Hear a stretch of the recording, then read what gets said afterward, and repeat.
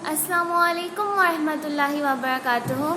Hey everyone, today I've got a video blogger of my school. She is very intelligent student and her name is Baria. So I decided to take her a short interview. So let's know about her and her family. So Baria, you can start telling me about yourself. अस्सलामुअलैकुम। वालेकुम अस्सलाम। मुझसे मिलिए, मैं बरिया चौधरी। आपको तो पता है मैं तो हूँ ही चौधरी। मेरे पापा भी आज मैं आपको और भी काफी सारे चौधरियों के बारे में बताऊंगी। जैसे मेरे बाबा भी चौधरी हैं, मेरे चाचू भी चौधरी हैं, मेरे ताबू भी चौधरी हैं और तो और मेरे मामू भी चौधरी हैं।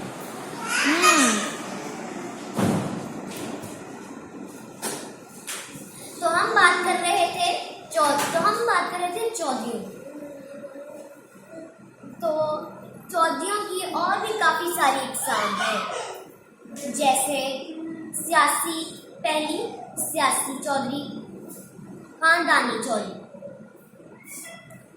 अब हम मिलेंगे अगली वीडियो में और दरियाफ्त करेंगे कुछ और इकसाम चौधरियों की। तो मिलते हैं अगली वीडियो में चौधरी नामे के साथ। शुक्रिया।